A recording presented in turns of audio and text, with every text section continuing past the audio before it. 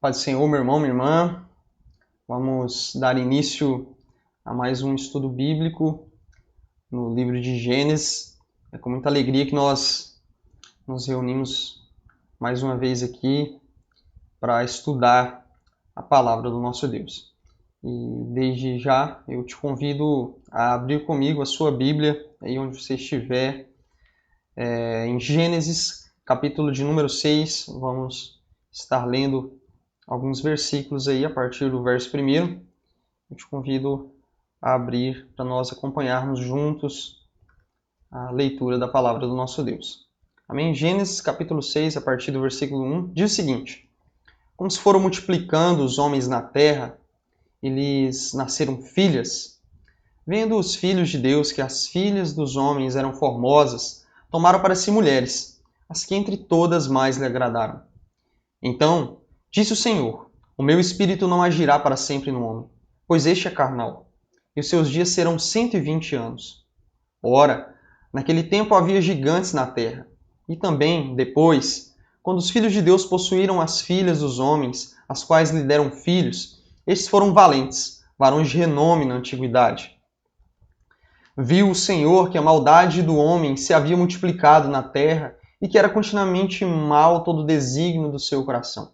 Então se arrependeu o Senhor de ter feito o homem na terra, e isso lhe pesou no coração.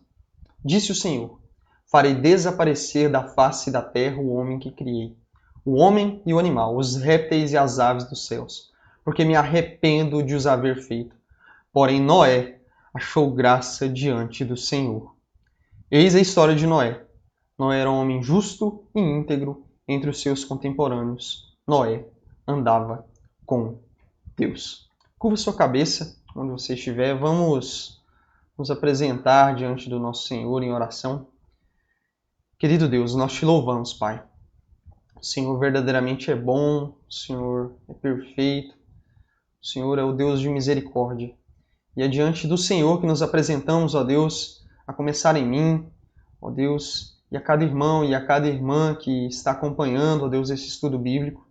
Que seja o Senhor a trazer entendimento, abre o meu coração, abre o coração, ó Deus, de quem está nos acompanhando nesse estudo, ó Deus, a fim de que nós possamos, Pai, estar mais perto do Senhor, conhecendo verdadeiramente o seu caráter, ó Senhor, a sua identidade, quem o Senhor é, os seus propósitos, ó Deus, para que nós possamos, ó Deus, estar no centro da Tua vontade, vivendo, ó Deus, piedosamente, segundo a Tua palavra, Deus, no nome santo de Jesus, é que oramos. Amém e amém. Pois bem, hoje e no próximo estudo nós vamos estar abordando a respeito dos eventos que desencadearam o dilúvio. A nossa grande pergunta nessa noite, com esse estudo, é entender o porquê Deus mandou o dilúvio. Para isso nós vamos estar vendo aí esse contexto do mundo pré-diluviano e essas causas que levaram Deus a trazer juízo sobre a terra, sobre aquela geração ali, no cenário do dilúvio. Então eu te convido a embarcar comigo nesses dois estudos aí que vão estar falando a respeito do dilúvio. E desde já continue com a sua Bíblia aberta aí para que nós possamos acompanhar juntos o desenrolar dessa história. Então hoje nós vamos ficar basicamente aqui no capítulo 6 e em alguns versículos do capítulo 7, para nós entendermos aí essa problemática do nosso estudo de hoje. Então, nos 4 primeiros versículos nós encontramos um cenário que fala aí dos filhos de Deus e as filhas dos homens. Veja no versículo 1 e no versículo 2, diz o seguinte: Como se foram multiplicando os homens na terra, e lhe nasceram filhas, vendo os filhos de Deus que as filhas dos homens eram formosas, tomaram para si mulheres, as que entre todas mais lhe agradaram. Quem são esses filhos de Deus aqui que tomaram essas mulheres para si? Quem são esses? Então, esse é um versículo particularmente dificultoso, há diversas interpretações. Alguns apontam que são os filhos de Sete, a descendência de Sete, ou seja, os setistas. Outros apontam que são anjos, e há uma grande discussão aí, dizendo que esses são os anjos, até porque nós vamos ver mais adiante que nessa relação entre esses filhos de Deus e as filhas dos homens, nasceram ali gigantes, algumas versões trazem ali os nefilins, né? Então alguns afirmam veementemente que são anjos. Contudo, não há nenhuma referência no contexto que aponta para isso. Apesar da tradição antiga, ocorreu alguma tradição aí que apontava que os anjos tinham relações com as mulheres. O contexto nosso aqui, em que se passa essa passagem, não aponta para nada disso. E principalmente considerando que essa condenação do dilúvio que Deus traz aqui é contra a humanidade e não contra a esfera celestial aqui. Então, aqui a gente tem alguns pontos que contradiz essa posição de que seriam anjos esses filhos de Deus aqui. Uma possibilidade, e aqui fica, né, a gente está trazendo as possibilidades aqui, uma possibilidade, considerando um contexto histórico aqui, é que esses filhos de Deus poderiam ser reis e monarcas da época aqui do contexto que se passa essa história. Nesse contexto aqui, os reis, os monarcas, e no Oriente Próximo mesmo, acreditava que os reis eles tinham uma relação filial com deuses e que haviam sido gerados por divindade. Eles mesmos reivindicavam para si divindade. E essas pessoas aqui, nesse cenário, eles, bem possível, são as descendentes, os sucessores monárquicos tiranos de Lameque, da descendência de Caim. E isso vai fazer sentido à medida que nós formos desenvolvendo o texto aqui, porque nós vamos ver, principalmente a respeito do pecado que eles estão cometendo aqui, tem tudo a ver com a descendência de Caim. Então essa é uma possibilidade aqui, tal qual com as outras que nós apresentamos aqui para os irmãos. É dito também sobre essas filhas dos homens. Quem poderiam ser essas filhas dos homens? O contexto aqui, litúrgico, nos aponta para as filhas de Sete. Por quê? Porque é na genealogia das filhas de Sete que é apresentado aqui, na própria genealogia de Sete, é apresentado as filhas. É dito que Sete teve filhos e filhas, algo que nós não encontramos na genealogia da descendência de Caim, somente na descendência de Sete. Nós encontramos referências aí no capítulo 5, no verso 7, no verso 10, são cerca de 8 vezes que a Gênesis nos relata aí na descendência setista, que são os descendentes de Sete, essa referência a filhas. Então é bem provável aqui que ocorra essa referência das filhas dos homens se tratando da descendência de Sete. Há aqueles que discordam, apontando que na verdade é o inverso, os filhos de Deus seriam os filhos de Sete, por ser o descendente santo, a semente santa que decidiu seguir ao Senhor. E as filhas de Sete, e as filhas de Deus, perdão, seriam, as filhas dos homens, mais uma vez, perdão, seriam as filhas de Caim. Contudo, o contexto nos aponta mais para essa outra hipótese aí, né? Qual que é o pecado que esse pessoal estava cometendo aí? É dito que eles tomaram para si mulheres, as quais entre todas mais lhe agradaram. Seria que poligamia? Olha, nesse cenário aqui, a gente vê durante todo o Antigo Testamento, é tido como uma normalidade a poligamia. Deus, de fato, não permite, ou muito menos aceita essa ideia da poligamia. Contudo, o que nós encontramos aqui é, de fato, um cenário onde a poligamia era algo normal.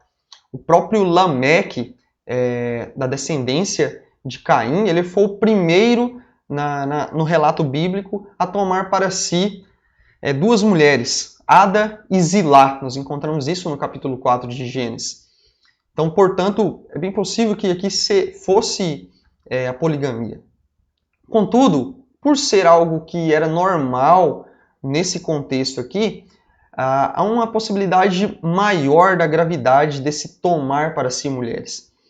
Esses reis, esses monarcas da época, a história mostra que diversos monarcas e reis que se intitulavam deuses, eles tomavam para si, na noite de núpcias, a primeira noite das mulheres. E aí que se encontra a gravidade da situação.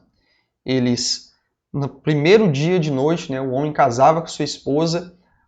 Essa primeira noite não seria do esposo, mas seriam desses reis, desses monarcas.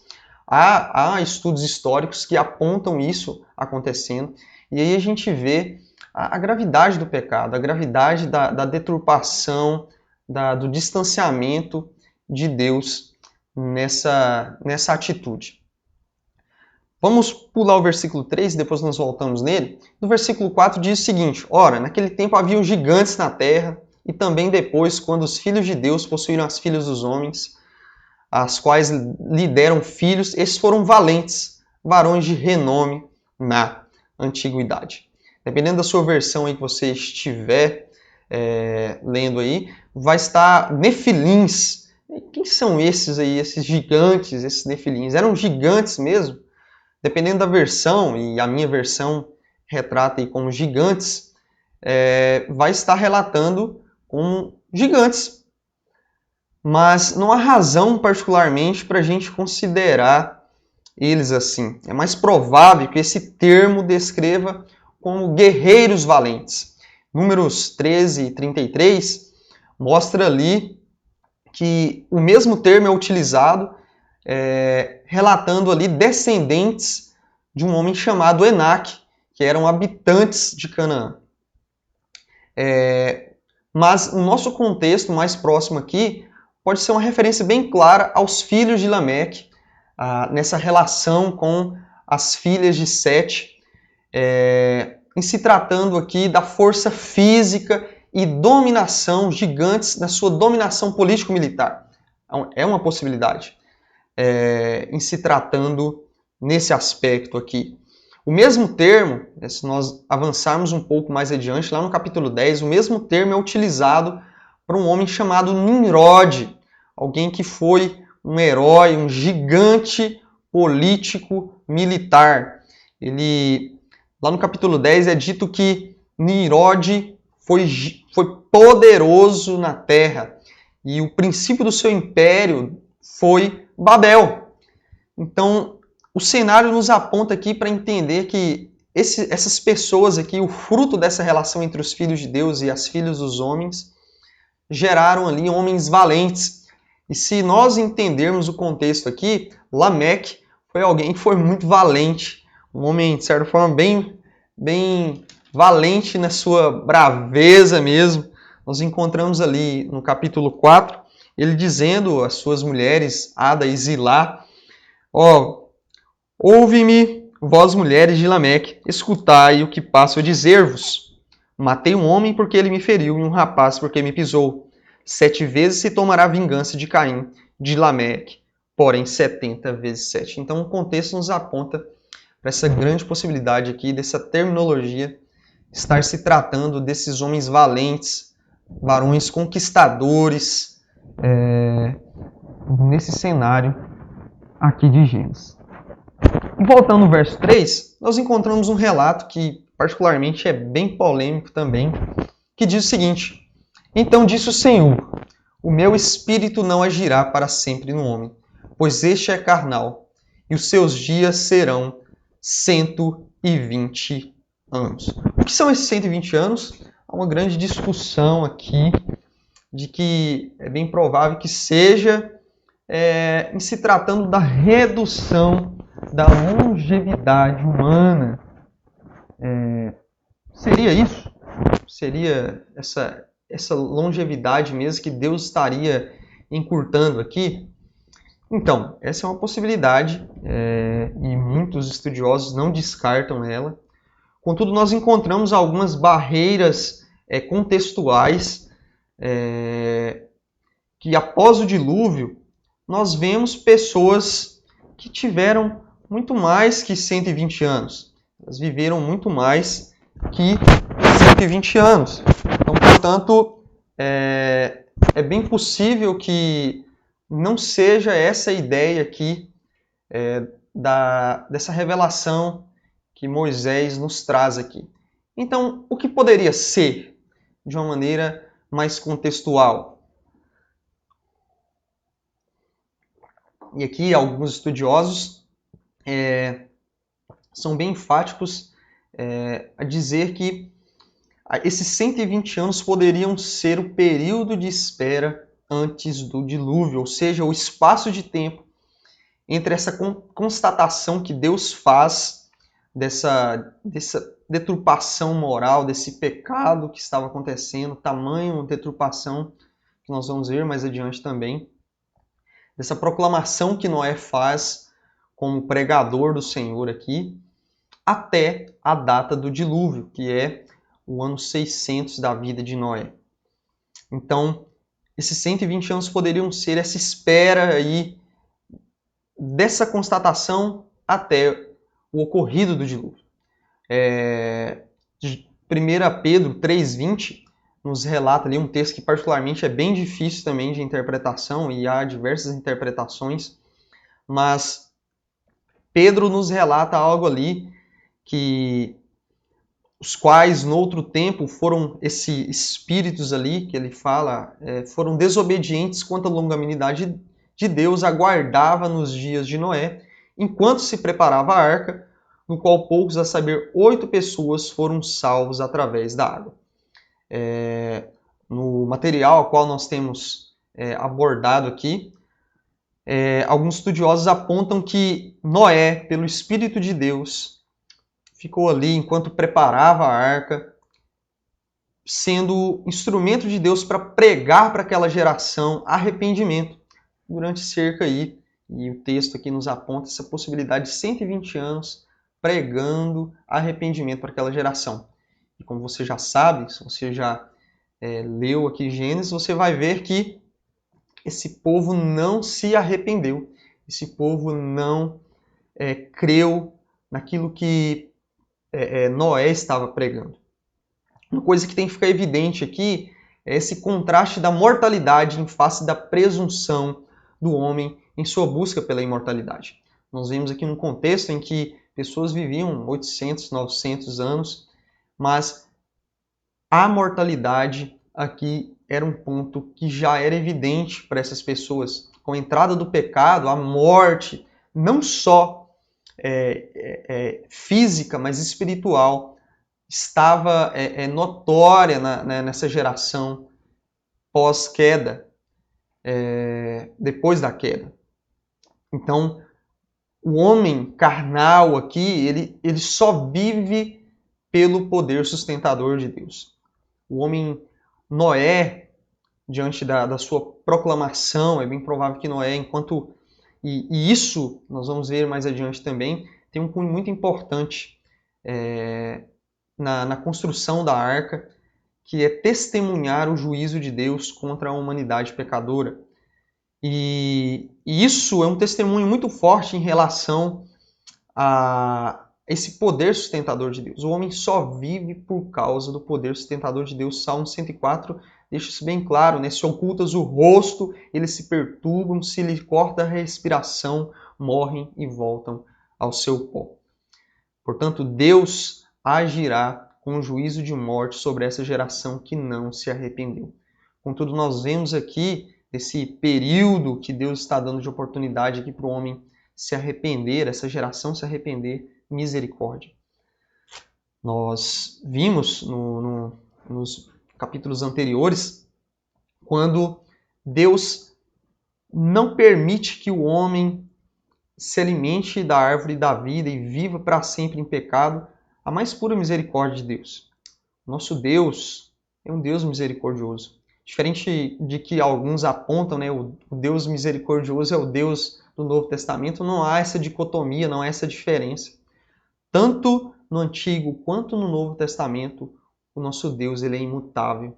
Ele é o Deus de misericórdia. Ele é o Deus que dá oportunidade para o homem conhecê-lo. Ele é o Deus que dá oportunidade para o homem se arrepender dos seus maus caminhos. Nesse contexto de nós entendermos o que desencadeou aí o dilúvio, nós encontramos a partir do verso 5 um cenário de grande depravação total de pecado. Nós encontramos aqui a universalidade do pecado. Veja comigo no verso 5, diz o seguinte: viu o Senhor que a maldade do homem se havia multiplicado na terra e que era continuamente mal todo o desígnio do seu coração. Importante esse versículo aqui, porque nós podemos fazer um contraste aqui, para nós voltarmos aqui lá em Gênesis 1. Lá em Gênesis, na criação, nós vemos que ao fim de cada dia, Deus é relatado que Deus viu que era muito bom. Deus viu que era bom. Agora, Deus mais uma vez vê aqui a sua criação. Contudo, Deus vê o mal da humanidade. Deus vê o que a sua humanidade, depois da queda, se tornou, que ela se transformou, o quão distante ela estava de Deus. Deus vê que o coração do homem, os seus desígnios, ou seja, o mais fundo do coração do homem, os seus desejos, eram profundamente, continuamente e todo. E o que é relevante aqui, ao dizer todo, se tratando de toda a profundeza e extensão da depravação do homem, é total. A teologia, ela aponta esse aspecto da depravação total, apontando que o homem, em sua totalidade, todo o seu ser foi tomado pelo pecado, manchado pelo pecado. A terra, então, aqui, o versículo 11 e 12 do capítulo 6, veja comigo aí na sua Bíblia, ele diz o seguinte: a terra estava corrompida à vista de Deus e cheia de violência. Viu Deus a terra, mais uma vez é dito aqui que Deus vê. Viu Deus a terra e eis que estava corrompida, porque todo, irmão, não é uma parte da criação, mas todo ser vivente havia corrompido o seu caminho da terra. O cenário é de total distância do homem da pessoa de Deus. Morte espiritual. E essa relação aqui, irmão, é importante nós avaliarmos esse cenário aqui, porque esse é o cenário depois da queda. E é o cenário hoje ainda. O cenário, a realidade do homem sem Deus. Aí você pode dizer para mim assim, mas eu não sou pecador não, Paulo Henrique. Eu não sou pecador. Olha, não é isso que a Bíblia diz para mim, para você. A Bíblia deixa bem claro, e Paulo, escrevendo aos Coríntios, ele deixa bem claro essa representatividade que todo homem tem em Adão. Lá em 1 Coríntios, capítulo 15, no verso 22, diz o seguinte: porque assim como em Adão todos morrem, assim também todos serão vivificados em Cristo. Paulo aqui faz esse contraste da representatividade que todo homem tem em Adão e da representatividade que Cristo tem sobre essa nova criação daqueles que estão em Cristo. Portanto, todo homem, irmão, nasce com uma natureza pecadora, manchada pelo pecado. Essa é a realidade. Paulo, escrevendo a Romanos, deixa bem claro que todos pecaram. E aí, mais uma vez, a gente vê essa universalidade do pecado. Todo homem nasce com a natureza pecadora, do menor ao maior. Irmãos, eu vejo isso com meu próprio filho. Ele, desde pequeno, mostra as suas evidências do pecado. da natureza pecadora, da representatividade que Adão tem, essa herança que Adão deixou. Adão tinha um importante na criação. Quando Deus coloca Adão ali no jardim, ele o coloca para ser o cabeça de toda a criação. A herança que Adão deixa após a queda é uma herança manchada pelo pecado. Então, todo homem, após ali a queda, ele nasce contaminado com a natureza pecadora. Consequência disso é distanciamento de Deus. E à medida que o homem vai mais se distanciando de Deus, e esse é o cenário que nós encontramos aqui em Gênesis capítulo 6, um profundo distanciamento de Deus, mais depravado o homem fica, mais as suas capacidades intelectuais, mais as suas capacidades morais são depravadas. Essa é a realidade aqui que nós encontramos em Gênesis, e essa é a realidade do homem hoje distante de Deus. Essa é a realidade do homem. Todos pecaram. Todos distantes, quanto mais distantes, mais pecadores, mais depravados.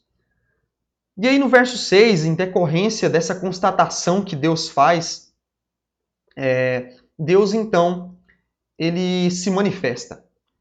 Mais uma vez, Deus faz uma constatação. Ele diz no verso 6, então se arrependeu o Senhor de ter feito o homem na terra, e isso lhe pesou no coração.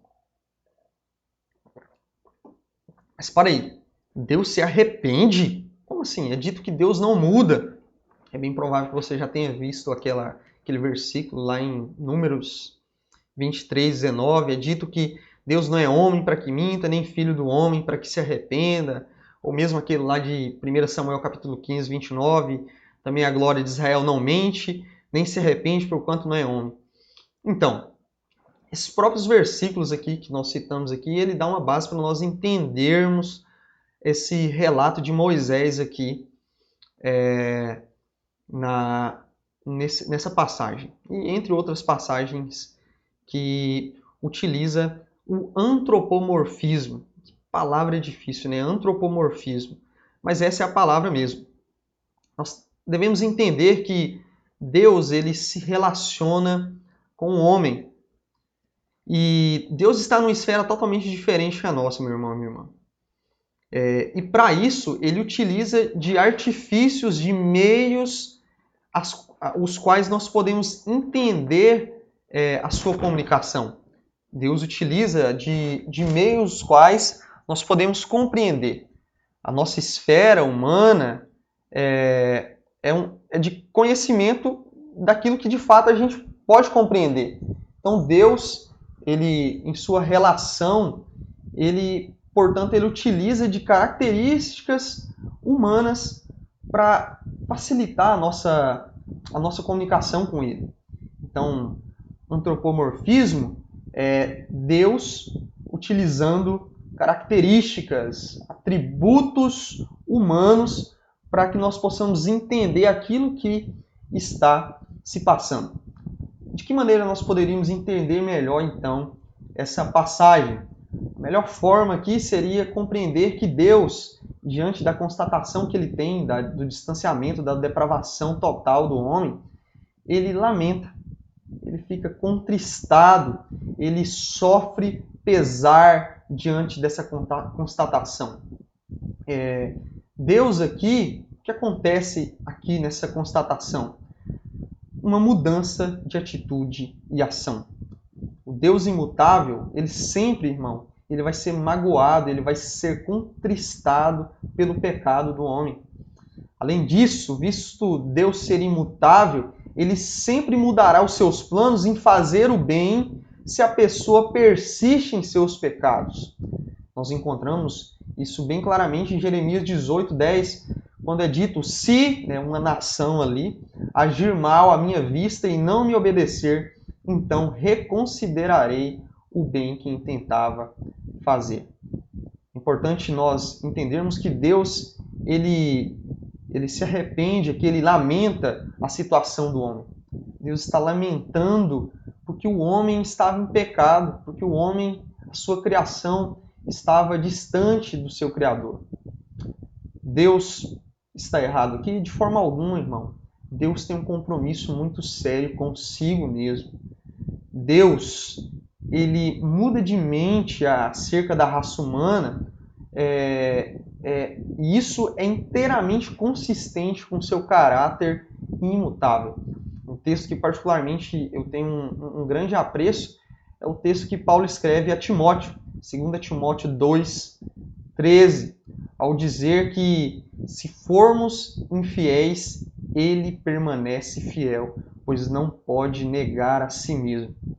Deus permanece fiel a mim ou a você? Não, Deus permanece fiel a si mesmo. Deus permanece fiel à sua palavra, à sua revelação.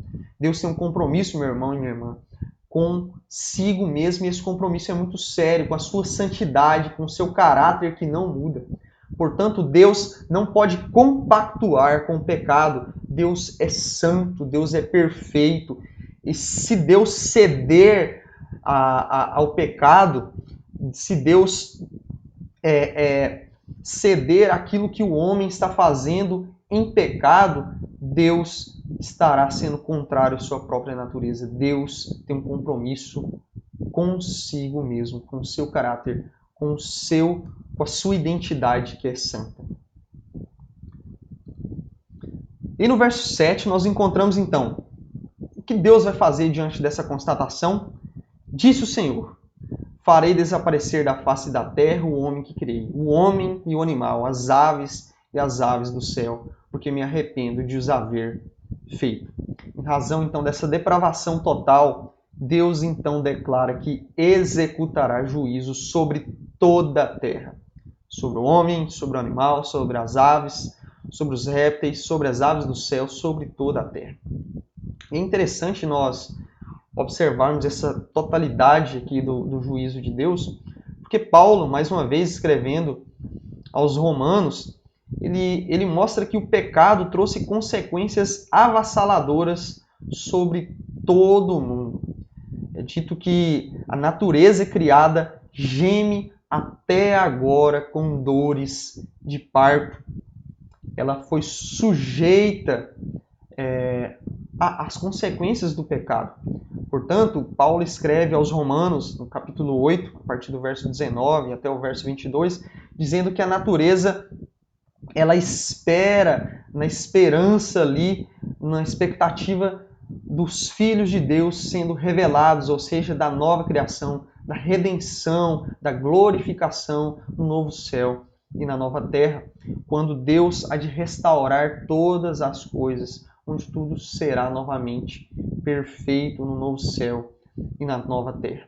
Portanto, aqui, Deus derrama o seu juízo sobre toda a terra. E então, como Deus vai executar esse juízo? Deus vai executar esse juízo mediante alguém, mediante Noé. Nós vemos no verso 8 e no verso 9, então, apresentando aqui, Deus apresentando Noé. Veja comigo, versículo 8 e versículo 9 do capítulo 6. A palavra de Deus diz o seguinte: porém, Noé achou graça diante do Senhor. Eis a história de Noé. Noé era um homem justo e íntegro entre os seus contemporâneos. Noé andava com Deus. Quem é Noé? Deus, mediante esse cenário de tamanha corrupção, ele sempre, isso nós vemos no decorrer de toda a Escritura, Deus sempre tem o seu remanescente fiel. Deus sempre tem o seu povo que o adora, mesmo em meio à corrupção. E Noé é essa pessoa aqui que se contrasta em meio a esse cenário de pecado. Deus levanta, elege Noé e sua família em meio a uma geração totalmente corrupta. Noé acha graça diante de Deus, não a despeito do pecado, mas em virtude de sua retidão, o qual nós entendemos que é não propriamente sua, mas um dom de Deus, algo gracioso sobre a vida de Noé. O texto que nós lemos aqui diz que Noé era um homem justo e íntegro entre os seus contemporâneos. O par de íntegro e justo aqui pressupõe que Noé está totalmente comprometido com a sua retidão diante de Deus, não dando a sociedade a qual ele estava vivendo ali, nenhum motivo para criticar sua conduta, principalmente pelo fato de que Noé é utilizado por Deus ali para proclamar o juízo de Deus em meio àquela geração. Portanto, nós temos que entender que Noé não era alguém perfeito. Noé era pecador também, ele tinha uma natureza pecadora. Contudo, nós temos que entender que essa integridade de Noé significa que essa abstenção, essa resistência ao pecado, não ser sem pecado. Noé era alguém que foi justificado pela fé em Deus. Nós entendemos que essa perspectiva de que Noé era alguém justo pelo fato de que Noé tinha fé em Deus. Nós vamos entender mais esse aspecto da justificação, mais ou menos ali no capítulo 15 de Gênesis, quando nós vamos ver a respeito de que Abraão foi justificado pela fé. Então a gente compreende esse aspecto da fé que Noé tinha com Deus ao dizer que Noé andava com Deus, aqui no versículo 9. E essa frase liga muito a Noé a Enoque. Enoque é outro que também andou com Deus. Enoque foi salvo da morte, né? Deus o toma para si. E Noé aqui, em meio ao cenário do dilúvio, será salvo do próprio dilúvio, desse juízo. Deus declara essa justiça pela fé em Gênesis capítulo 7, no verso 1, a respeito de Noé. Veja o que diz Gênesis 7:1 a respeito de Noé. Disse o Senhor a Noé: entra na arca, tu e toda a tua casa, porque reconheço que tem sido justo diante de mim no meio desta geração. Estes termos aqui, dizer que Noé era justo, não se referem às obras de Noé propriamente dita, mas caracterizam o modo genuíno em que essa fé se expressava diante dessa geração. Como assim? É basicamente aquilo que Tiago diz, né? As obras revelam a fé. Noé era alguém que mostrava por meio dos seus atos a fé que ele tinha em Deus. Noé, por meio das suas obras, por meio do seu testemunho, mostrava a fé, mostrava que era justificado em meio àquela geração por causa das suas obras de amor ao Deus Todo-Poderoso. E Deus tem um propósito muito claro com a vida de Noé. Nós encontramos isso no verso 13, 14 e no verso 17 do capítulo 6. No verso 13, nós encontramos que Deus, então, se achega a Noé e revela o seu propósito de juízo contra essa geração pecadora. Ele diz: então disse Deus a Noé: resolvi dar cabo de toda a carne, porque a terra está cheia da violência dos homens. Eis que o farei perecer juntamente com a terra. E aí o que Deus fala então para Noé? Nós encontramos a ordem de Deus no verso 14 e até o verso 16, ali o Senhor especificando então a construção da arca. Ele diz no verso 14: faz uma arca de tábuas de cipestre, nela farás compartimento e a calafetarás com betume por dentro e por fora. É interessante que nesse aspecto da construção aqui, não se parece nada a ver com um navio, mas particularmente como um baú, nas suas metragens, as suas dimensões aqui, sempre acentuando o propósito de Deus de providenciar segurança e existência para a vida da família de Noé e os animais que ali se adentrariam. E aí Deus mostra para Noé, então, a forma a qual ele vai julgar essa geração. Ele diz no verso 17: porque estou para derramar águas em dilúvio sobre a terra, para consumir toda a carne em que há fôlego de vida debaixo dos céus. Tudo que há na terra perecerá. De que jeito que Deus vai trazer juízo? Por meio do dilúvio. Mas a gente fala tanto sobre o dilúvio, mas o que significa o dilúvio? A palavra aqui em hebraico, a qual Moisés escreve, é Mabu. O que é, então, Mabu, dilúvio? Uma tradução significado bem claro, significa inundação. Um mar celestial, as águas que estão sobre o firmamento, que estariam para cair sobre toda a terra. E é importante nós entendermos aqui, porque Moisés relata que tudo que há na terra perecerá. Então nós até nos encontramos esses dias atrás no Café com Teologia, e fique ligado que é bem provável que nós faremos mais alguns. Esse julgamento aqui tem uma proporção bem provavelmente universal. Tudo perecerá. Tudo perecerá. Mas você pergunta, e Noé? Se você nunca ouviu falar da história, você pode se perguntar, então Noé também vai derramar, vai ser destruído em meio ao dilúvio aqui? Não. Deus tem um propósito de aliança com Noé. E é isso que Deus apresenta no versículo 18 e no verso 19. Ele diz a Noé, contigo, porém, estabelecerei a minha aliança. Entrarás na arca, tu e teus filhos, e a tua mulher, e as mulheres de teus filhos. De modo, de tudo o que vive, de toda a carne, 2 de cada espécie, macho e fêmea, farás entrar na arca, para os conservares vivos contigo. Deus, então, em meio à sua constatação, ele revela a Noé os seus propósitos e faz uma aliança com Noé, para que Noé seja um instrumento tanto da misericórdia de Deus, quanto de juízo. E Deus revela a Noé a sua misericórdia em meio a esse cenário de condenação e de juízo. Deus elege Noé para uma relação pactual, antes de completar os 600 anos de Noé, que é o ano do dilúvio. O Senhor, nosso Deus, ele se obriga nessa relação aqui a preservar Noé durante o dilúvio que viria.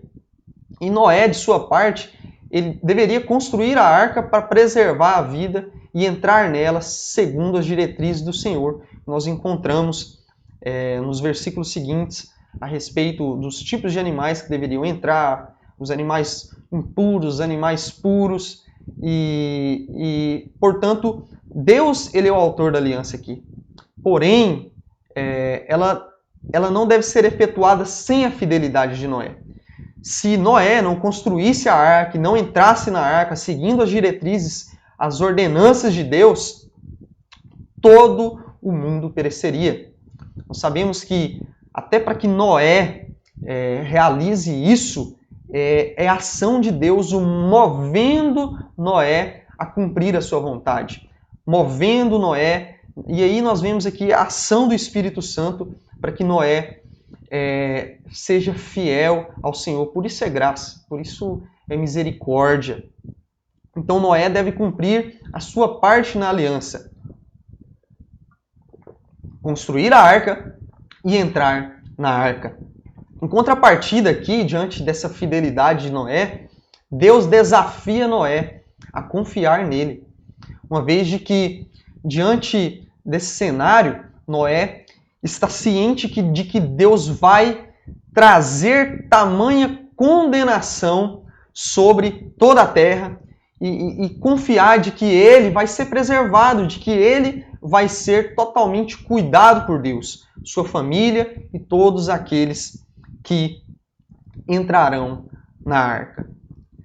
E qual a resposta de Noé diante disso? Nós encontramos no capítulo 7, no versículo 5, de que Noé é alguém que persevera e continua em fé e em obediência, tanto no ato de construir e ao entrar na arca. Nós encontramos lá no capítulo 7, no versículo 5, que e tudo fez Noé segundo o Senhor lhe ordenara.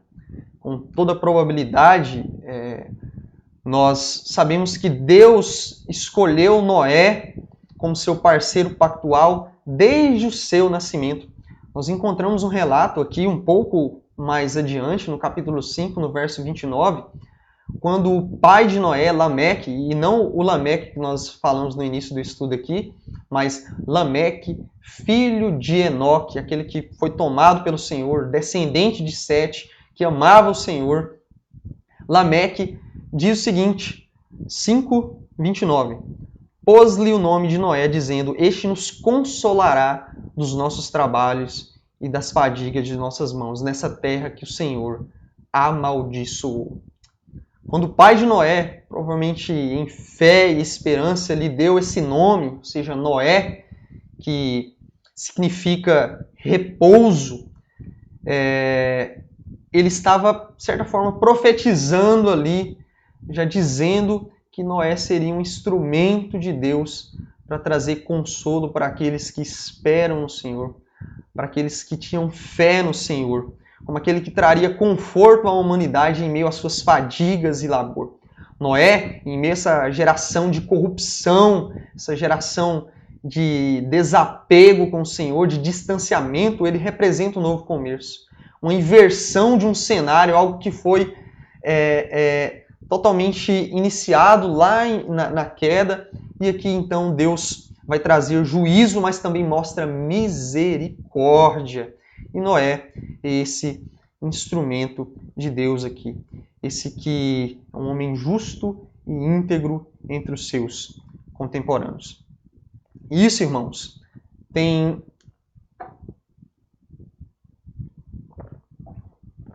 implicações muito claras para nós hoje. Esse relato pré-diluviano aqui traz para nós implicações muito fortes, muito práticas para a nossa fé cristã hoje. Nós podemos entender e trazer para nós aqui hoje algumas perguntas que devem nos incomodar. Como eu faço aqui uma pergunta para mim e para você, pergunto para mim mesmo e para você que é cristão, que já tem o Senhor. Como você tem se portado em meio à sociedade que você tem vivido, você cristão, eu cristão? Será que as pessoas ao nosso redor nos identificam de fato como cristão? As nossas obras, elas de fato revelam a nossa fé em Cristo? Essa é uma pergunta que nós temos que indagar. Será que nós temos testemunhado verdadeiramente Cristo? Ou somos apenas um moralista que não tem fé verdadeira? Irmãos, as nossas obras devem revelar a fé no nosso Senhor. Devem revelar a Escritura que nós cremos, o Evangelho que nós cremos. Nós temos uma responsabilidade muito grande com o nosso testemunho, meus irmãos. Muitas vezes o Evangelho ele é zombado em face daqueles que se dizem cristão, mas verdadeiramente não testemunham as obras de Cristo. E isso é sério, isso é muito sério. Nós devemos ser fiéis enquanto estivermos aqui nessa terra. Deus está nos dando a possibilidade de, como cristãos, testemunhar o Evangelho por meio dos nossos atos. Não só por meio dos nossos atos, mas também com a nossa boca, revelando o Evangelho que salva, o Cristo que salva, o Deus Todo-Poderoso que morreu na cruz para nos salvar. E isso é uma exigência que a Escritura faz para mim e para você que tem o Senhor. O segundo aspecto é que, de fato, Noé, em meio a esse cenário, ele foi um instrumento de Deus em meio àquela geração, trazendo consolo. E principalmente, nós sabemos que aquela geração, somente 8 pessoas e os animais ali foram salvos, eles não creram. Somente a família de Noé entrou na arca. Mas a misericórdia, o descanso, a salvação foi manifestada ali em meio àquele contexto. A história de Noé, irmãos, aponta para uma história muito maior. Noé, particularmente, uma sombra daquilo que é totalmente revelado na pessoa de Jesus Cristo. Noé aponta para o Cristo que verdadeiramente veio fazer tudo quanto o Senhor lhe ordenara, sendo obediente ao Pai até a morte e morte de cruz. Jesus verdadeiramente, como Deus, ele sente o pesar do pecado. Nós vemos aqui no texto que nós lemos que Deus ele sente o pesar do pecado, e Cristo, sendo Deus, ele sente o pesar do pecado, ele assume a forma humana e se compadece, sente as dores que eu e você sentimos, é tentado em todas as coisas, porém sem pecado, e vai até a cruz do Calvário, recebendo todo o fardo do pecado em seu corpo, toda a ira de Deus, a condenação de Deus por causa dos meus e dos seus pecados. Cristo vai muito adiante do que Noé fez. Cristo, ele ele traz o consolo para o homem pecador por meio da sua morte na cruz. Toda condenação que eu e você merecemos, Cristo recebe na cruz para todo aquele que crê, a fim de que descanso e vida sejam encontrados na pessoa de Jesus. Lameque, ele profetizou a respeito de seu filho Noé, a maneira que o consolo seria trago por meio de Noé. Porém, a Escritura, desde Gênesis mesmo, que nós encontramos no relato de Gênesis 3,15, da promessa daquele que esmagaria a cabeça da serpente, do filho da mulher que esmagaria a cabeça da serpente, que triunfaria sobre o mal. E a Escritura nos relata que esse Cristo, o Filho de Deus, fez isso. Ele triunfou sobre o mal. Ele triunfou sobre todo o principado e toda potestade. Ele triunfou sobre o pecado, vencendo na cruz. A morte, a sepultura não pôde conter o Filho de Deus, porque ele ressuscitou. E ele foi vitorioso, ele foi ganhador, ele traz um prêmio de soberana consolação e vida para aqueles que em Cristo estão. Cristo verdadeiramente pode socorrer a mim e a você que está cansado, sobrecarregado com o pecado. Ele pode socorrer aqueles que estão feridos, manchados com o pecado, porque Cristo, foi para isso que Cristo veio ao mundo.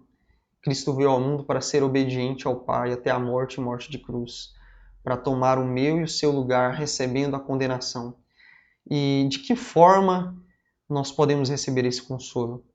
Crendo na pessoa de Jesus Cristo. Crendo que verdadeiramente Cristo é aquele que me declara e declara você justificado. Quando eu creio em Cristo, quando nós cremos naquilo que Cristo fez, nós podemos descansar na certeza de que não há condenação para o homem que está em Cristo. É isso que Paulo diz: portanto, agora nenhuma condenação há para os que estão em Cristo Jesus. O juízo virá. É isso que a Escritura viu. Nós tivemos aí basicamente um ano fazendo um estudo bíblico em Apocalipse e nós vimos a realidade do juízo divino que há de vir. Naquele tempo, em Noé, Deus julgou aquela geração. E nós sabemos que Deus há de julgar, fazer um juízo final e último. E juízo último, irmãos, nós vimos, depois deste juízo não haverá mais possibilidade de arrependimento. A chance que nós temos, que eu e você temos, é o agora. Se arrepender dos nossos pecados, crer em Jesus Cristo neste tempo presente, crer que Cristo morreu pelos meus pecados, e de que quando eu creio nele, a obra que Cristo fez me traz liberdade, me liberta da condenação. Eu sou absolvido da condenação que haveria de vir sobre mim, e nenhuma condenação mais haverá de cair sobre mim naquele dia da condenação, do juízo de Deus. Portanto, nós somos libertos do juízo de Deus naquele dia por causa da obra de Cristo. Portanto, eu te convido a crer em Cristo. Se você ainda não confessou seus pecados, diante da realidade de que todos os homens são pecadores, se você ainda não fez isso, você pode confessar os seus pecados e crer em Cristo. Você pode crer que Cristo morreu por mim, por você. Você pode crer que Cristo, naquele dia, descansar. Isso é Cristo tomando o nosso fardo. Por isso que a Escritura diz em Mateus 11, vinde sobre mim todos que estáis cansados e sobrecarregados, que eu vos aliviarei. Tomai sobre vós o meu jugo e aprendei de mim, que sou manso e humilde de coração, e encontrareis descanso para vossas almas. Assumir o fardo de Cristo é crer na obra que ele fez e deixar o pecado lá aos pés da cruz, porque Cristo já os tomou sobre si.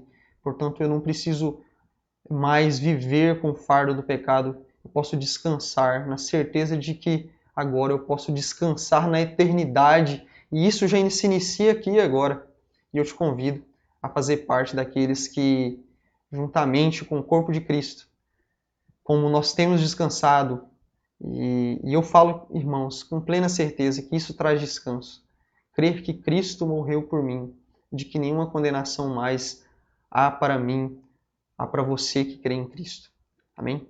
Então, te convido neste momento a curvar a sua cabeça, a descansar no Senhor nesta oração e confessar os seus pecados, pedir para que Jesus te perdoe, pedir para que Jesus venha transformar o seu coração, a fim de que você possa receber esse consolo do Senhor pelos séculos dos séculos. Amém? Querido Deus, como é bom estudar a Tua Palavra, aprender da Tua Palavra, porque nela, Pai, nós encontramos alívio, nós encontramos leveza, nós encontramos oportunidade de vivermos aqui neste mundo, desde já, com paz, por causa daquilo que Teu Filho fez. Pai, que nós possamos descansar, ó Deus, no Teu Evangelho, que nós possamos descansar, Deus, na obra do Teu Filho Jesus, que nós possamos nos arrepender do nosso pecado, que nós possamos crer, Pai, que haverá um dia de juízo, que nós possamos crer, Pai, que nesse dia de juízo, aqueles que se encontram no Senhor, aqueles que creem no Senhor, aqueles que creem que Cristo os perdoou de seus pecados, aqueles que creem que Cristo os tomou sobre si, morreu por eles na cruz do Calvário, nenhuma condenação há por eles, porque Cristo morreu por eles naquela cruz. Portanto, agora nós podemos viver piedosamente em amor, descansando, sabendo de que Cristo está nos ajudando a perseverar em caminhada, Cristo está nos convidando a perseverar em amor, em obediência, em meio a essa geração corrupta, em meio a uma geração de pecado. E que nós, como cristãos, Deus, redimidos pelo sangue de Jesus, comprados para Cristo, nós devemos viver piedosamente em meio à geração de corrupção, testemunhando que Cristo salva, que Cristo liberta o homem pecador e transforma o homem pecador em um homem renovado, em um homem de vida. Que nós possamos crer nisso, ó Deus. Que nós possamos confessar os nossos pecados e crer na obra redentora do Teu Filho Jesus Cristo, até que Ele venha, no nome santo de Jesus, Pai. Amém e amém. Te agradeço por você estar nos acompanhando até aqui. Eu te convido a compartilhar esse link com outras pessoas, para que mais pessoas possam estar conhecendo mais do Evangelho do Senhor. E te convido desde já para o próximo estudo, na próxima quinta-feira, onde nós veremos ali o desenrolar do dilúvio propriamente dito. Amém? Que a paz do Senhor seja com todos vocês e até o próximo estudo, no nome de Jesus.